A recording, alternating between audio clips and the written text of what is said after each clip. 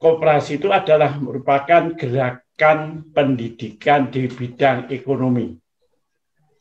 Jadi bicara mengenai koperasi itu omong kosong kalau tidak melaksanakan pendidikan. Pendidikan adalah sarana bagi pemberdayaan koperasi. Jadi melalui pendidikan itulah maka koperasi akan bisa mewujudkan apa yang menjadi cita-citanya. Cita-citanya koperasi itu adalah mampu menjadi wadah untuk memecahkan masyarakat bersama anggota.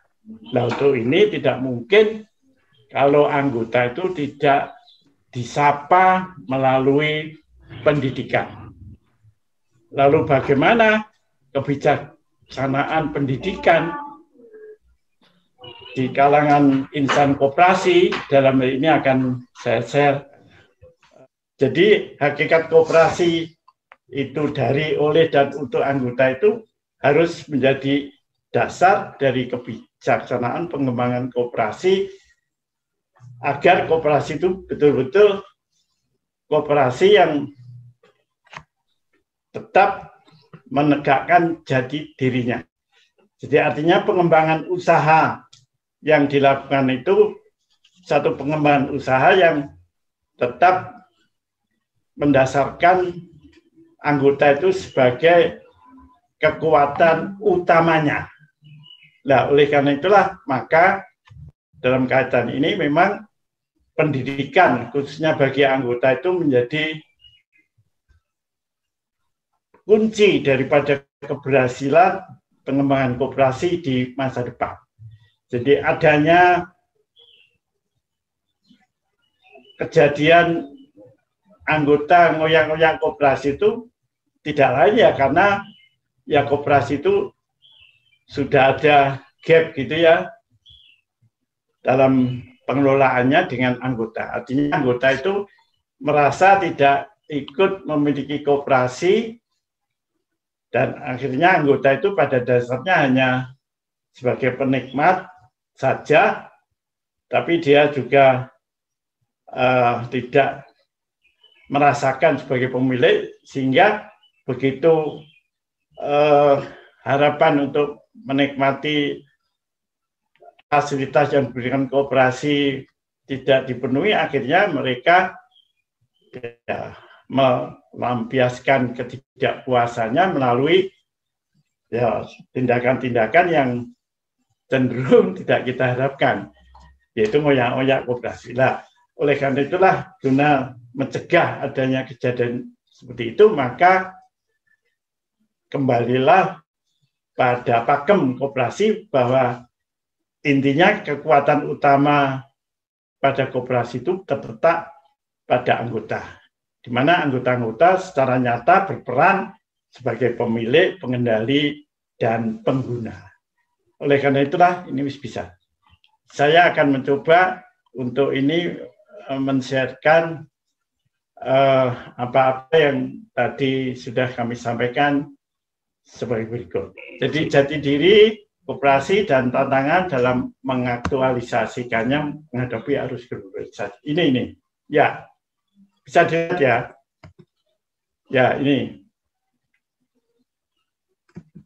Ya, ini di era global, di mana iklim dunia usaha semakin kompetitif, ya intinya ya bagi koperasi tidak bisa lain harus mampu bersaing, dan untuk itu memang agar mampu bersaing ya profesionalisme dalam pengelolaan koperasi harus ditingkatkan, dan peningkatan profesionalisme ini tidak lain adalah meningkatkan kualitas SDM.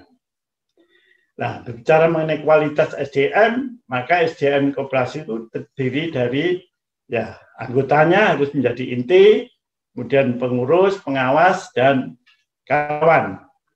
yaitu yang menangani pengelolaan usaha koperasi. Jadi intinya profesionalisme pengelolaan koperasi merupakan tuntutan dan sekaligus tantangan dalam memasuki era saat sekarang ini. Oke, terus. Nah, membangun koperasi ya menghadapi berbagai ancaman tadi. Itu ada ancaman, ada gangguan, ada hambatan dan tantangan. Ya, jadi ya sekarang ini gangguannya ya terus terang ya dengan pandemi ini ya koperasi menghadapi gangguan ya, di mana ya adanya PPKM darurat kemudian level 4 ini ya boleh dikata koperasi juga tidak bisa sepenuhnya bebas dalam mengembangkan kegiatan-kegiatan yang paling enggak ya ini akan mengganggu ya apa yang akan diharapkan dari koperasi, terutama dari anggotanya. Ancaman, saya kira jelas, jadi ancaman ini justru ya dari pengalaman kami selama ini ya ancaman koperasi itu internal, terutama dari SDM-nya sendiri. Jadi ancaman-ancaman dari anggota-anggota sendiri maupun dari pengurus maupun manajemen ini selalu saja dihadapi oleh koperasi. Hambatan dari kualitas SDM-nya dan tantangan ya sekarang ini tantangan di era global, di mana ya paling enggak tantangan ini harus mampu diantisipasi. Terus.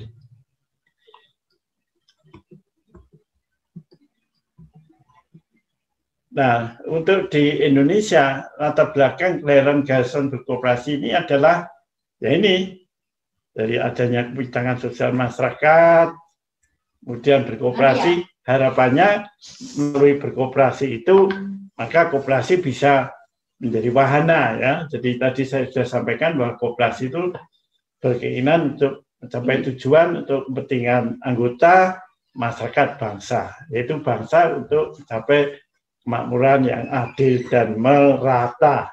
Terus. Nah, intinya keutamaan dari paham koperasi ini, kemandirian, yaitu bertemunya motif anggota untuk menggalang potensi dan misi koperasi untuk melayani guna memecahkan masalah. Jadi, berbicara mengenai koperasi itu berangkat dari anggotanya, bukan berangkat dari koperasinya.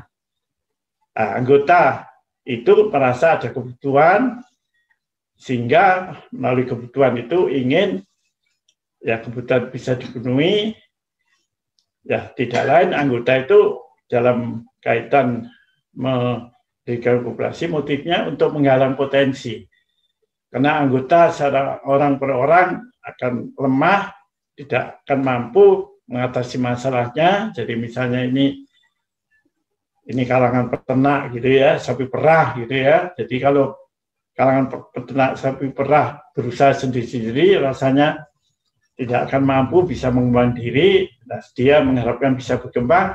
Nah, untuk itulah mereka harus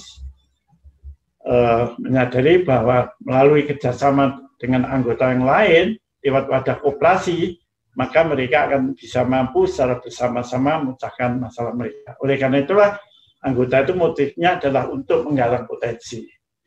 Lalu dari koperasi tidak lain misinya tidak lain dan tidak bukan adalah misi untuk melayani anggotanya. Jadi intinya pada dasarnya dari sini konsep yang ada di koperasi itu adalah konsep sinergi ya, antar anggota lewat wadah koperasi, dan melalui bertemunya motif dan misi ini koperasi akan mampu memecahkan masalah bersama para anggotanya.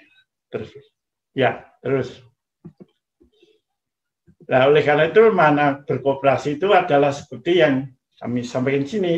Jadi kalau Bung Hatta, Bapak Koperasi kita itu menyatakan bahwa koperasi itu adalah berjuang untuk memperbaiki nasib taraf hidup secara bersama-sama. Itu Bung Hatta. Kalau Pak Sri di Swasono, berkoperasi itu adalah menolong diri sendiri lewat kerjasama. Sedangkan kalau saya sampaikan bahwa koperasi itu adalah wadah untuk menggalang potensi guna memecahkan masalah ekonomi, sosial, budaya bersama para anggotanya. Jadi ini saya kutip dari Kongres ICA tahun 1995.